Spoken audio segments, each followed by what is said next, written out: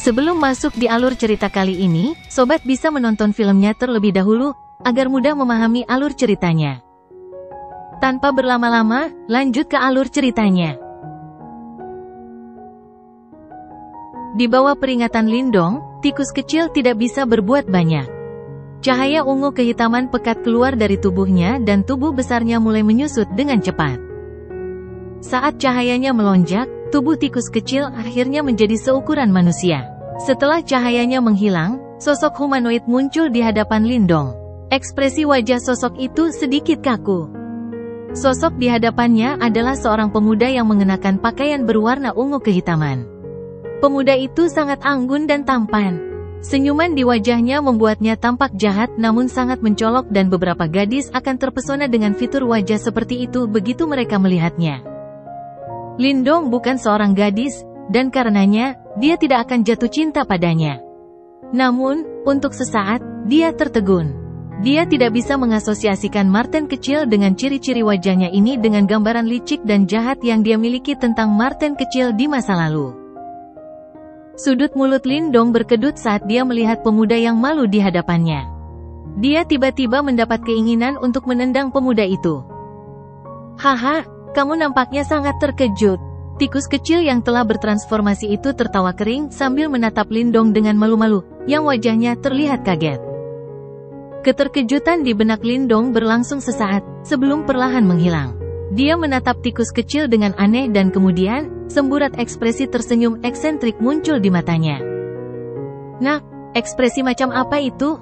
Meskipun kakek Marten dianggap sebagai pemuda di suku Celestial Demon Marten, jumlah tahun yang kujalani masih lebih lama darimu. Tidak ada ruginya bagimu untuk memanggilku kakek Marten, tikus kecil mau tidak mau langsung berkata ketika dia melihat senyum mengejek Lindong. Lindong tertawa kecil dan mengabaikannya.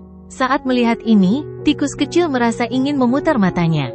Dia tahu bahwa begitu wujud manusianya terungkap, citra cerdik dan teliti yang dia bangun dengan susah payah untuk Lindong, akan hancur total. Sepertinya firasatku benar. Lindong meregangkan punggungnya dan tersenyum menatap tikus kecil yang wajahnya muram. Kadang-kadang, dari nada suara tikus kecil, Lindong dapat merasakan bahwa meskipun tikus kecil mempunyai lebih banyak pengalaman daripada dirinya, dia masih kekurangan aura terhormat seperti seorang lelaki tua yang telah mengalami berbagai kesulitan dalam hidup. Karena kamu sekarang telah memulihkan tubuh fisikmu, apa yang kamu rencanakan selanjutnya? Lindong mengganti topik dan bertanya. Apa yang harus kulakukan? Pertama-tama aku akan mengikutimu kemana-mana. Meskipun aku sudah memulihkan tubuh fisikku, aku masih memerlukan waktu yang lama untuk mendapatkan kembali kekuatan yang kumiliki dalam bentuk puncakku.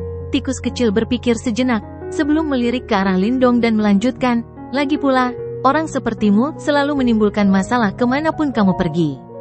Kalau kakek Marten meninggalkanmu, aku khawatir aku harus kembali dan mengambil mayatmu dalam waktu beberapa hari. Lindong tidak peduli dengan komentar yang sering diucapkan tikus kecil. Saat dia melihat orang ini, yang bahkan lebih tampan daripada Pangeran Kekaisaran Yan Agung, Moling, semburat kehangatan melintas di hatinya. Lindong tahu bahwa tikus kecil tidak ingin pergi karena dia khawatir Lindong bepergian sendirian di wilayah Suan Timur. Setelah mengerucutkan bibirnya, Lindong mengulurkan tangannya dan menepuk bahu tikus kecil dengan lembut, lalu berkata dengan lembut, "Kakak." Keduanya saling kenal di momen terendahnya. Setelah bepergian bersama selama beberapa tahun terakhir, hubungan mereka memang semakin dalam. Tikus kecil segera melepaskan tangan Lindong. Kemudian, dia menoleh ke satu sisi dan bersumpah, "Nak, bisakah kamu tidak melakukan hal seperti ini? Itu klise sekali." Lindong terkekeh dan kemudian bergumam, "Setelah kita meninggalkan tempat ini, selama kita berada di wilayah Suan Timur dan tidak dalam situasi kritis, jangan ungkapkan identitasmu sebagai Celestial Demon Marten. Menurutku, mengingat kemampuanmu, bahkan jika kamu belum memulihkan 1/10 dari kekuatan yang kamu miliki dalam bentuk puncakmu, selama kamu berusaha sekuat tenaga untuk menyembunyikan identitasmu, tidak banyak orang yang bisa mengenali siapa dirimu sebenarnya. Sebagian besar kekuatan Celestial Demon Marten bergantung pada tubuh itu. Jika aku tidak menggunakan tubuh itu, kekuatanku akan semakin berkurang." Tikus kecil melipat alisnya dan menjawab. Itu masih lebih baik daripada menarik sekte-sekte super yang menaruh dendam terhadap suku Celestial Demon Marten. Jangan khawatir, masih ada aku dan api kecil. Bukan tugas yang mudah untuk memaksa kita masuk ke dalam kesulitan seperti itu, Lindong meyakinkan. Mendengar perkataannya, tikus kecil hanya bisa menggelengkan kepalanya tak berdaya. Dia juga mengerti bahwa meskipun dia bisa kembali ke bentuk puncaknya sekarang, mustahil baginya untuk melakukan perjalanan tanpa gangguan sedikit pun di wilayah Suan Timur. Di sebidang tanah yang luas dan tak terbatas ini, terdapat banyak entitas yang sangat kuat. Sekte super tersebut berhasil membangun diri mereka sendiri dengan sukses di sebidang tanah luas ini selama ribuan ratusan tahun dan bahkan berselisih dengan banyak ras dari kota iblis pada saat yang bersamaan. Kekuatan seperti itu tidak dapat digambarkan dengan kata-kata dengan mudah. Lindong merasa puas saat melihat tikus kecil mengangguk setuju. Lindong tidak tertarik untuk menyelidiki masalah konflik apa yang dialami suku Celestial Demon Marten dengan beberapa sekte super di wilayah Suan Timur. Yang dia tahu hanyalah tikus kecil adalah saudaranya.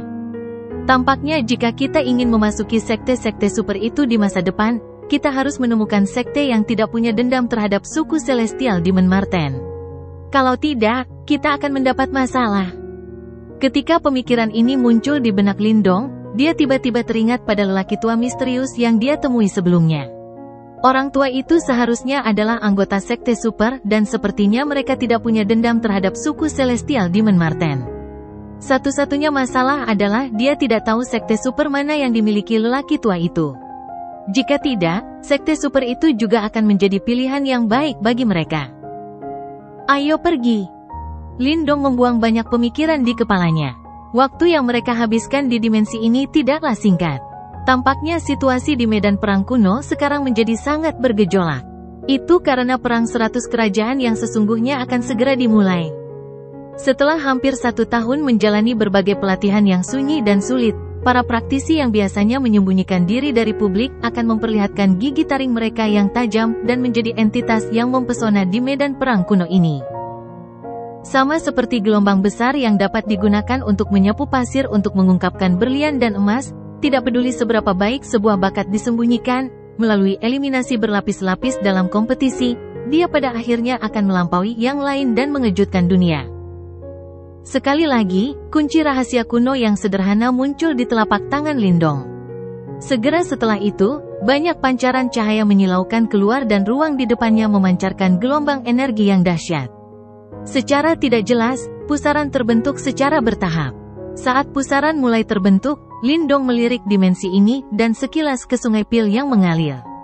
Tempat ini memang merupakan tempat pelatihan yang berharga bagi para praktisi nirwana. Namun sayang sekali dia tidak bisa tinggal di sini selamanya. Setelah merasa sedikit emosional, Lindong memutuskan untuk tidak menunda lagi dan mengambil langkah maju ke pusaran yang berputar lambat. Di belakangnya, tikus kecil juga segera menyusulnya.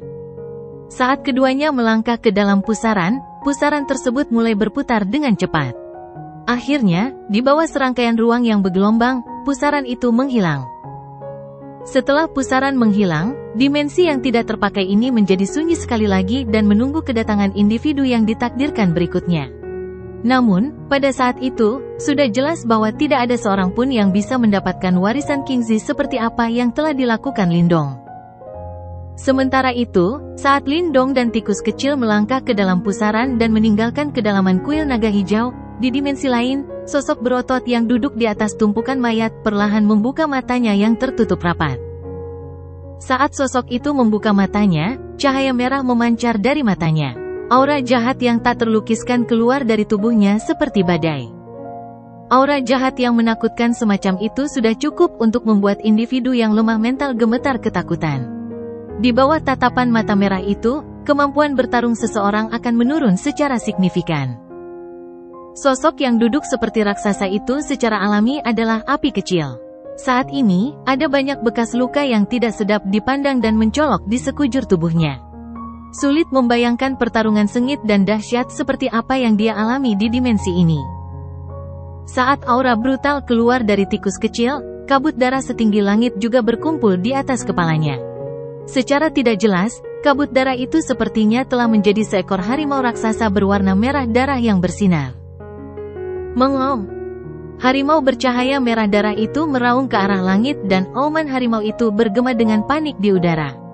Raungan harimau semacam itu sangat aneh dan mampu membuat darah di tubuh seseorang mendidih dengan gelisah.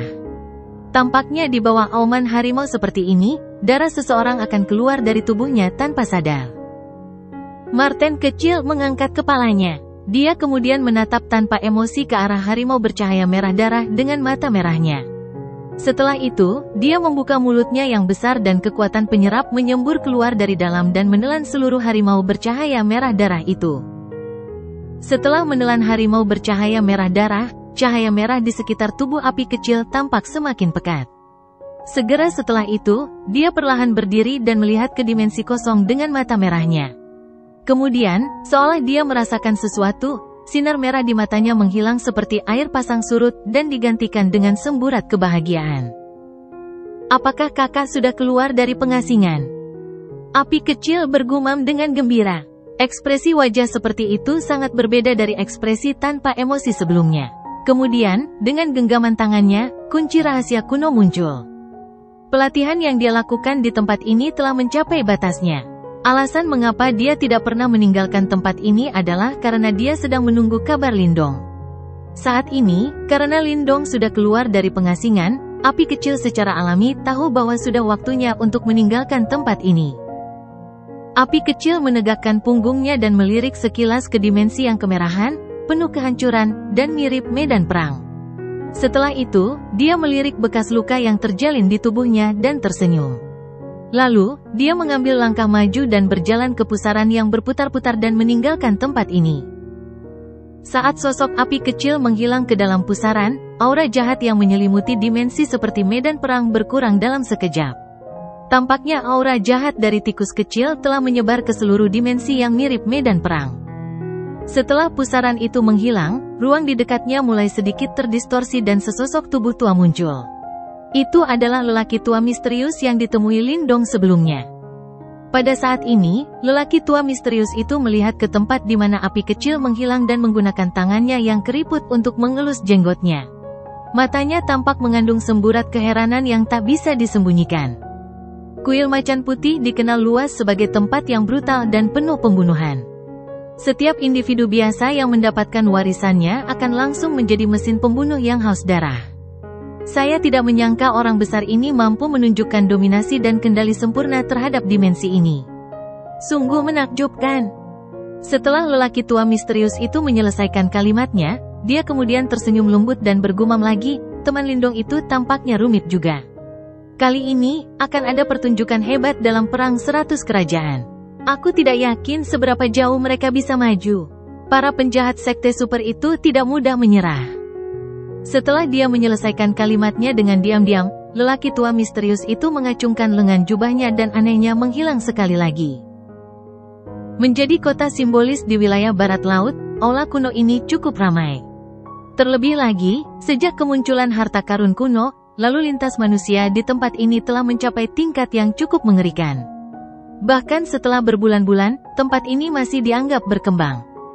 Harta karun kuno dibuka cukup lama. Oleh karena itu, cukup banyak orang yang terus masuk selama periode waktu selanjutnya. Tentu saja, ada juga beberapa orang yang telah memperoleh sejumlah harta karun, terus-menerus keluar darinya dengan gembira. Cukup banyak orang yang merasa terpancing melihat imbalan yang didapat. Terlebih lagi, dengan semakin dekatnya perang 100 kerajaan, banyak ahli yang ingin meningkatkan kekuatan mereka. Oleh karena itu, jumlah orang yang memasuki harta karun kuno meningkat seiring berjalannya waktu. Demikian pula, jumlah pakar yang tertarik pada aula kuno ini juga meningkat pesat. Berbagai kerajaan tingkat tinggi menyerbu ke tempat ini, mengemasnya hingga air pun kesulitan merembes keluar. Perselisihan secara alami akan terjadi seiring dengan bertambahnya jumlah orang. Ini adalah prinsip yang tidak akan pernah berubah. Dengan semakin banyaknya orang yang masuk ke dalam gudang harta karun kuno, harta karun tersebut tidak akan mampu bertahan dalam pemanenan seperti ini terlepas dari seberapa kaya harta karun tersebut. Oleh karena itu, setelah sekitar 2 bulan, sebagian besar harta dan warisan dalam harta karun kuno telah diperoleh oleh orang lain. Dengan cara ini, hal ini juga mengakibatkan orang lain tidak punya pilihan selain kembali dengan tangan kosong. Kebanyakan dari mereka yang sampai di tempat ini enggan pulang dengan tangan kosong. Oleh karena itu, telah terjadi masalah. Karena mereka tidak lagi dapat memperoleh harta apapun, mereka hanya dapat merebutnya. Ini adalah tempat di mana kekuatan dihormati. Selama seseorang memiliki kekuatan yang cukup, tidak ada yang akan menyalahkan seseorang karena merampok orang lain. Lahirnya pemikiran ini pada dasarnya menyebabkan kota Balai kuno ini menjadi kacau dalam semalam. Orang-orang yang kembali dari gudang harta karun kuno dengan hadiah besar tidak punya waktu untuk menikmati rampasan mereka setelah keluar dari riak spasial, ketika mereka merasakan bahwa mereka sudah menjadi fokus dari banyak mata merah darah yang rakus. Perebutan dan perlawanan. Peristiwa serupa terjadi di setiap bagian kota. Ada yang berskala kecil, ada juga yang berskala besar. Bagaimanapun, semua orang sadar bahwa seseorang tidak dapat dianggap berhasil sepenuhnya setelah mendapatkan harta karun itu. Ini karena, mereka harus memiliki kemampuan untuk mengeluarkan harta karun ini dari aula kuno ini di depan banyak tatapan jahat. Tidak ada ketertiban di tempat ini. Hanya kekuatan dan kepalan tangan yang ada. Tentu saja, betapapun kacaunya tempat itu, pada akhirnya tetap ada perbedaan antara yang kuat dan yang lemah. Setelah banyak pergantian kekuasaan di dalam aula kuno ini, faksi yang mendominasi tempat ini di masa lalu telah lama tersapu. Ketika seseorang berjalan di kota kuno yang sangat besar ini, seseorang pasti akan berkumpul di tengah aula berwarna emas. Ketika seseorang mengangkat kepalanya, tempat itu adalah tempat yang paling mencari perhatian di seluruh kota. Konon faksi tersebut, yang saat ini menduduki aula besar berwarna emas ini, cukup kuat untuk menjulang tinggi di seluruh kota sampai tidak ada yang berani membantah. Mereka bukan berasal dari kerajaan tingkat tinggi. Sebaliknya, sebuah kerajaan super. 3 kata ini tidak terdengar lembut. Sebaliknya, itu berisi beban yang akan menyebabkan ekspresi seseorang berubah. Wilayah barat laut dipenuhi dengan kerajaan yang tak terhitung jumlahnya dan mereka bagaikan bintang di langit. Tidak mungkin menghitung semuanya. Namun, semua orang tahu bahwa di antara banyak kerajaan seperti bintang ini, hanya ada sejumlah kecil dari mereka yang berdiri di puncak. Itu adalah kerajaan super. Mustahil bagi sebuah kerajaan biasa untuk mengukur kekuatan sebuah kerajaan super. Di wilayah barat laut ini, jika sekte super digambarkan sebagai raja, kerajaan super ini akan seperti tuan. Meskipun kekuatan dan fondasi kerajaan super ini kurang dibandingkan dengan sekte super tersebut, kekuatan mereka juga berada pada tingkat yang tidak dapat diremehkan. Para jenius yang keluar dari kerajaan super itu tidak hanya memiliki bakat yang sulit dibandingkan dengan orang biasa, tetapi fondasi mereka juga merupakan sesuatu yang tidak dapat dibandingkan dengan orang biasa. Saat mereka memasuki medan perang kuno ini, mereka sudah berada di puncak. Dari sudut pandang tertentu, pada dasarnya mereka akan dipilih untuk bergabung dengan sekte super. Oleh karena itu, kerajaan super adalah eksistensi terkuat di medan perang kuno ini. Kemanapun mereka pergi, tidak ada kerajaan lain yang berani menyinggung perasaan mereka. Ini karena semua orang mengerti bahwa mereka tidak dapat menyinggung kerajaan super, mengingat kekuatan kerajaan super. Awalnya, tidak ada kerajaan super yang ada di wilayah barat laut ini. Kerajaan super di aula kuno ini telah tiba setelah harta karun kuno muncul. Dari penampilan mereka, sepertinya mereka tertarik dengan harta karun kuno. Namun, semua orang sedikit tidak yakin mengapa kerajaan super ini tidak menyerang dan merebut harta milik orang lain seperti yang mereka duga setelah dengan paksa menduduki aula berwarna emas itu. Sebaliknya, mereka tetap diam. Sikap mereka tampak seolah-olah sedang menunggu sesuatu. Tindakan mereka menyebabkan orang merasa sedikit tidak yakin. Namun, tak lama kemudian ada beberapa berita yang mulai menyebar. Orang-orang dari sekte super ini memang menunggu di sini karena harta karun kuno. Namun, mereka mempunyai standar yang cukup tinggi. Harta karun biasa secara alami mengalami kesulitan menarik perhatian mereka. Apa yang mereka inginkan adalah warisan 4 sekte besar misterius di harta karun kuno. Berdasarkan berita yang dikirimkan dari harta karun kuno, warisan dari 4 sekte besar misterius telah diperoleh oleh kelompok Liu Bai, Lin Shen, dan Lindong. Selain itu, hal yang paling mengejutkan adalah bahwa kelompok Lindong yang tampaknya paling lemah ternyata memonopoli 2 warisan sekte besar yang misterius. Ada kabar yang lebih mengejutkan lagi yang tersebar setelah berita ini. Selama perebutan warisan, Lindong sebenarnya telah mengalahkan Tian Zhen, Musou dan Jiang San, 3 penguasa wilayah barat laut. Dia membangun kekuatannya dan secara langsung mengambil warisan 2 sekte besar yang misterius. Terlepas dari berapa banyak orang yang mencemooh ketika berita ini tersebar, seluruh kota tampaknya menjadi sunyi setelah Tian Zhen dan 2 orang lainnya keluar dari harta karun kuno dengan sikap putus asa. Cukup banyak orang yang diam-diam menghirup udara dingin. Mereka benar-benar tidak dapat membayangkan bahwa seseorang dari kerajaan tingkat rendah benar-benar mampu mencapai tingkat yang menakutkan. Tidak peduli apapun keributan besar yang terjadi di aula kuno atau bahkan wilayah barat laut, bagaimanapun, dirinya yang sebenarnya pada akhirnya tidak muncul. Hal ini memberi kepercayaan pada berita bahwa dia sedang menyempurnakan warisan sekte misterius itu. Setelah semua orang menyadari niat kerajaan super ini untuk datang ke aula kuno ini, cukup banyak orang yang akhirnya sedikit menyombongkan diri. Mereka benar-benar ingin melihat penampilan seperti apa yang bisa ditampilkan Lindong, yang terus-menerus melakukan keajaiban, di hadapan lawan yang begitu menakutkan. 1 bulan yang lalu, ketika mereka menunggu dengan niat buruk, aktivitas yang tidak biasa muncul di ruang aula kuno. Setelah itu, kelompok Liu Bai dan Shen Yan langsung keluar dari ruang di depan fokus seluruh kota. Sekelompok orang ini baru saja muncul dan segera menarik perhatian kerajaan super yang hadir di aula besar berwarna emas. Pada saat yang sama, beberapa ahli kerajaan super menampakkan diri. Namun, semua orang sedikit terkejut saat mengetahui bahwa pertempuran besar yang mereka antisipasi tidak muncul. Kedua belah pihak saling berhadapan secara intens sesaat sebelum kedua belah pihak merasa sedikit waspada satu sama lain.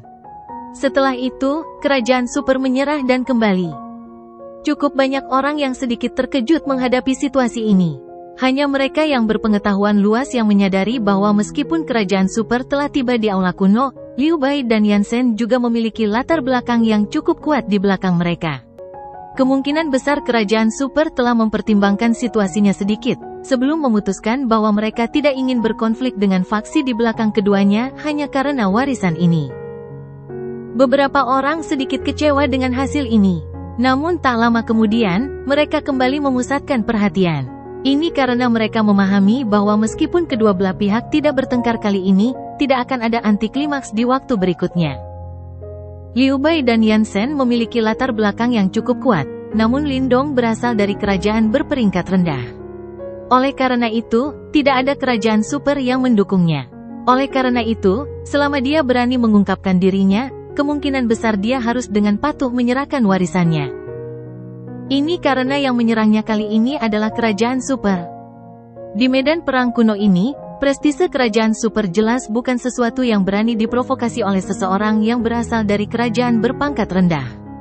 Meskipun dia telah melakukan banyak keajaiban, kekuatan sekte super sudah cukup untuk menghilangkan keajaiban apapun. Kekaisaran Gan yang Agung. Ini adalah sekte super yang hadir di aula kuno ini. Itu adalah nama yang bisa membuat hati banyak orang gemetar ketakutan bahkan di seluruh medan perang kuno ini. Kekaisaran Gan Agung memiliki 3 raja dan 4 jenderal. Semua orang ini adalah individu terkenal di peringkat nirwana. Kekuatan mereka telah mencapai tingkat yang cukup mengerikan. Pada saat ini, 2 dari 4 jenderal dari Kekaisaran Gan besar diam-diam menunggu di aula kuno ini untuk kemunculan Lindong. Jenderal Su Tianhuo, Jenderal Gunung Mo Huang. 2 individu hebat yang pernah mengguncang medan perang kuno. Mereka adalah jenius dan elit sejati di medan perang kuno ini. Banyak orang di aula kuno yang dengan cemas mengantisipasi pertarungan yang akan segera terjadi. Ini karena mereka semua ingin tahu apakah pemuda dari kerajaan tingkat rendah ini akan mampu terus menciptakan keajaibannya di hadapan makhluk agung sejati. Tak terhitung banyaknya orang yang berpikiran seperti ini di dalam aula kuno. Sesaat kemudian, mereka tiba-tiba mengangkat kepala dan melihat pusaran spasial yang tiba-tiba muncul di angkasa. Semuanya tertegun sejenak. Pusaran spasial perlahan-lahan terbentuk ketika riak liar dan keras menyebar darinya. Setelah itu, 2 sosok muda yang tampak familiar secara bertahap muncul dari dalam pusaran. Mata beberapa individu bermata tajam tiba-tiba menyusut saat melihat sosok pemimpinnya. Segera setelah itu, suara gembira yang tajam dan tak terkendali terdengar dengan cara yang memekakkan telinga. Lindong telah muncul? Pada saat ini, beberapa sosok sedang duduk di dalam aula besar. Sementara itu, suasananya tegang dan tajam. Dua sosok duduk di singgasana di depan aula besar. Samar-samar orang bisa melihat riak mengejutkan yang perlahan menyebar dari kedua tubuh mereka. Orang yang duduk di sebelah kiri singgasana mengenakan pakaian berwarna merah tua. Rambutnya juga benar-benar merah menyala, tampak seperti sekumpulan api yang menyala-nyala. Ada dua manik-manik merah menyala yang perlahan berputar di tangannya. Wajahnya yang tampak santai dan sikap malasnya menyebabkan dia tidak selaras dengan suasana keras di aula besar. Namun, tidak ada yang berani menegurnya. Duduk di sebelah kirinya, adalah seorang pria kuat dengan tubuh besar. Pria itu sama sekali tanpa ekspresi dan dia tampak seperti gunung ketika dia duduk di atas tahta. Aura berat yang sulit disembunyikan, menyebar ke seluruh tubuhnya. Tianzhen, kita sudah menunggu di tempat ini selama hampir 2 bulan. Perang 100 kerajaan akan segera dimulai. Kamu harus tahu bahwa kita tidak punya banyak waktu untuk disia-siakan di tempat ini. Mata pria kuat berpakaian abu-abu itu memandang sosok di tengah aula besar dengan sikap acuh tak acuh. Suaranya seperti raungan, menyebabkan seluruh aula sedikit bergetar. Jika seseorang mengalihkan pandangannya ke bawah, dia akan melihat ada sosok familiar berdiri di tengah aula besar. Itu milik Tianzhen, yang saat itu mempunyai dendam dengan Lindong. Namun, orang ini, yang pernah menjadi penguasa wilayah barat laut ini, memasang ekspresi rendah hati di depan kedua orang tersebut. Kakmu Huang, Lindong itu pasti sudah mendapat kabar kedatanganmu. Oleh karena itu, dia sengaja menyembunyikan dirinya. Jika kita memilih untuk mundur sekarang, kita mungkin akan melakukan apa yang dia inginkan. Terlebih lagi, kita juga akan membuang waktu 2 bulan untuk menunggu. Senyuman yang terlihat di wajah Tianzhen membawa perasaan menjilat saat dia buru-buru berkata. Aku juga sadar kalau kakak laki-laki Mu Huang dan kakak laki-laki Tian Huo perlu mempersiapkan diri untuk perang 100 kerajaan berikutnya. Namun, Lindong telah memperoleh 2 dari 4 warisan sekte besar misterius. Jika kamu bisa menghabisinya, warisan itu akan jatuh ke tangan kakak laki-laki. Pada saat itu, kekuatanmu akan meningkat dan kamu akan memiliki lebih banyak taktik, bahkan ketika menghadapi lawan dalam perang 100 kerajaan itu. Tianzhen ini memang sangat fasih berbicara. Selain itu, dia juga memahami dengan jelas hal-hal yang dapat menarik perhatian 2 orang di depannya, yang memiliki ekspektasi sangat tinggi. Oleh karena itu, setelah dia mengucapkan kata-kata itu, bahkan pria berjubah merah yang terlihat biasa saja itu menghentikan putaran manik-manik merah cerah di tangannya. Dia menatap Tianzhen dan tersenyum berkata, kamu benar-benar bisa mengatakan apapun yang kamu inginkan dengan mulutmu ini. Namun, apa yang kamu katakan itu benar. Karena kita sudah menunggu selama 2 bulan, tidak masalah jika kita harus menunggu beberapa hari lagi. Sementara dia mengucapkan kata-kata ini, pria berpakaian merah tua itu meregangkan pinggangnya yang malas dan dengan bercanda berkata, lagi pula, aku juga sangat ingin melihat orang yang benar-benar bisa mengalahkan kalian 3 penguasa wilayah barat laut. Selama periode waktu ini, aku telah mendengar cukup banyak kuda hitam yang muncul dari berbagai tempat. Namun, tidak banyak dari mereka yang bisa memenuhi harapan kita. Su Tianhuo berasal dari kerajaan super dan dia memiliki latar belakang yang sangat hebat dan kuat. Meskipun ada beberapa individu yang beruntung di medan perang kuno ini yang telah menjadi seseorang yang hebat dalam semalam setelah mendapatkan harta karun, mereka seperti pemula di mata Su Tianhuo. Faktanya, dia telah menghabisi cukup banyak kuda hitam yang tiba-tiba muncul selama periode ini. Mu Huang, yang masih bertakhta di samping, tiba-tiba mencondongkan tubuh ke depan sedikit. Tatapannya memandang ke arah langit di luar aula. Senyuman perlahan muncul di wajah acuh tak acuh itu. Sepertinya mangsanya telah muncul. Su Tianhuo juga merasa sedikit terkejut pada saat bersamaan. Seringai lucu di sudut mulutnya tiba-tiba menjadi lebih tebal. Dia segera berdiri dan langsung menuju keluar aula besar. Saat kakinya berjalan, Yuan power yang dahsyat juga keluar dari tubuhnya seperti air banjir. Pria berotot di belakang Su Tianhuo juga berdiri dan perlahan mengikuti. Apakah dia akhirnya mau menunjukkan dirinya? Tianzhen juga memahami sesuatu setelah melihat bagian belakang keduanya. Senyuman ganas segera muncul di wajahnya. Dia ingin melihat apakah Lindong masih sombong seperti dulu dalam menghadapi situasi saat ini. Tianzhen merasakan gelombang kegembiraan di hatinya saat dia memikirkan sikap menyedihkan Lindong. Setelah itu, dia dengan cepat membalikkan tubuhnya dan mengikuti. Dia tahu bahwa mulai hari ini dan seterusnya, keajaiban Lindong kemungkinan besar akan berakhir. Karena kemunculan spiral spasial yang tiba-tiba, seluruh aula kuno berubah menjadi keributan. Tatapan yang tak terhitung jumlahnya yang mengandung berbagai emosi melesat pada saat ini.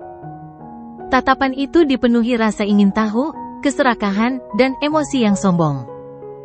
Ini karena mereka tahu siapa yang keluar dari tempat itu dan juga mengetahui pertemuan seperti apa yang akan dialami orang-orang yang muncul. Banyak orang menunggu di aula kuno ini. Salah satu alasan utamanya adalah karena mereka menunggu datangnya hari ini. Pusaran spasial yang berputar perlahan berhenti di depan tatapan mata yang tak terhitung jumlahnya. Setelah itu, dua sosok muncul dari dalamnya dan akhirnya muncul di depan pandangan semua orang. Saat ini, seluruh kota tampak sunyi senyap. Suasana aneh di dalam kota juga menyebabkan keduanya, yang baru saja keluar dari pusaran spasial terkejut. Segera, Lindong mengernyitkan alisnya sedikit. Wajah tampan tikus kecil di belakangnya tersenyum lebar. Sepertinya selalu ada masalah kemanapun kamu pergi. Lindong tidak peduli dengan lelucon tikus kecil. Dia menundukkan kepalanya dan melihat kumpulan hitam kepala manusia di kota ini. Matanya sedikit tenggelam tetapi ada sedikit riak dalam suaranya, sepertinya kita sedang menjadi sasaran. Kau dan tikus kecil mengambil dua warisan dari 4 sekte besar yang misterius. Siapapun akan merasa iri dengan perolehan sebesar itu. Terlebih lagi, kalian berdua tidak memiliki latar belakang kelompok Liu Bai. Apakah orang-orang itu akan bodoh jika mereka tidak mencoba memeras kesemek lembut sepertimu? Marten kecil tertawa tanpa perasaan. Hanya saja aku tidak tahu makhluk hebat macam apa yang mencoba mencubitku, kesemek lembut ini, kali ini. Lindong terkekeh. Meskipun dia mengucapkan kata-kata ini dengan mulutnya, matanya tertuju pada aula berwarna emas paling mencolok di seluruh kota. Dia merasakan dua aura yang sangat kuat dari tempat itu. Aura semacam itu bahkan lebih kuat jika dibandingkan dengan 3 ahli tahap Yuan Nirvana. Sepertinya orang-orang ini punya kemampuan untuk mencoba kesengsaraan Nirwana keempat. Mereka benar-benar cukup kuat dan menurutku mereka seharusnya menjadi anggota yang disebut peringkat Nirwana. Tikus kecil tertawa, namun, wajahnya tidak menunjukkan keseriusan sedikit pun. Seiring dengan pemulihannya saat ini, aura dominan dari Celestial Demon Marten sekali lagi mengalir keluar dari tulangnya. Meski Lindong melarangnya menggunakan kekuatan Celestial Demon Marten secara ringan, tetap saja bukan tugas yang sulit baginya untuk menghadapi orang-orang seperti itu. Kami memang telah bertemu dengan beberapa makhluk hebat. Lindong mengangguk. Makhluk agung seperti ini sudah cukup memenuhi syarat untuk naik ke peringkat Nirwana. Jika Lindong bertemu dengan ahli seperti itu sebelum dia memasuki harta karun kuno ini, dia mungkin hanya bisa bersembunyi sementara. Namun, saat ini, Lindong dan tikus kecil tertahan di udara. Mereka tersenyum satu sama lain tetapi tidak menunjukkan tanda-tanda akan segera pergi. Hal ini menyebabkan cukup banyak orang di kota yang diam-diam mengangkat alisnya. Namun, mereka segera tertawa dingin setelahnya. Jika kedua orang ini tahu orang seperti apa lawan mereka kali ini, kemungkinan besar ekspresi mereka akan berubah menjadi sangat jelek. Haha, kalian masih bisa tertawa meski ada musuh besar yang mendekat. Keberanian kalian berdua sudah melebihi ekspektasiku. Ketika semua pandangan di kota ini terfokus pada dua sosok di langit, tawa santai akhirnya terdengar di tempat itu. Setelah itu, semua orang melihat dua sosok berjalan keluar dari aula berwarna emas. Mereka mengambil langkah demi langkah di ruang kosong sambil berjalan keluar dengan santai. Keributan terjadi di dalam kota saat kedua sosok ini muncul. Jelas sekali, reputasi mereka sangat dikenal oleh orang-orang ini. Lindong memperhatikan sosok yang perlahan berjalan melintasi udara. Orang di depannya mengenakan pakaian berwarna merah tua. Rambut merah menyalanya juga cukup menarik perhatian.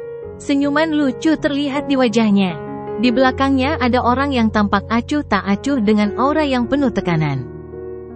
Su Tianhuo menoleh ke arah Lindong dan sambil tersenyum memperkenalkan, Kerajaan Gan Agung, Jenderal Pemadam Kebakaran Su Tianhuo. Jenderal Gunung, Mu Huang. Suara pria kuat itu adalah raungan yang keras, tampak seperti guntur. Kekaisaran Yan Agung, Lindong. Lindong merentangkan tangannya. Dia mengabaikan sikap dan sikap keduanya yang sangat menekan. Kami sudah lama menunggumu. Senyuman di wajah Zhu Tianhuo sangat hangat. Dia menatap Lindong dan dengan serius berkata, kami sedang mengincar warisan 4 sekte besar yang misterius. Mengapa kamu tidak menyerahkannya kepada kami? Lindong menoleh dan menatap tikus kecil. Yang terakhir membuka mulutnya sambil tersenyum dan berkomentar, sepertinya mereka bahkan lebih sombong daripada saya. Lindong menggelengkan kepalanya dengan cepat. Setelah itu, dia melihat ke arah Zhu Tianhuo. Dia menggunakan nada sopan yang sama ketika dia berkata, jika kamu berbalik dan pergi sekarang, aku tidak akan keberatan dengan sikapmu. Bagaimana menurutmu? Zhu Tianhuo mengusap hidungnya. Senyuman di wajahnya cemerlang tetapi matanya menjadi gelap dan serius pada saat itu, katakan lagi. Kakakku meminta kalian semua pergi sekarang. Ruang di belakang Lindong tiba-tiba hancur saat pusaran spasial terhenti. Tiba-tiba, aura mengerikan dan ganas keluar.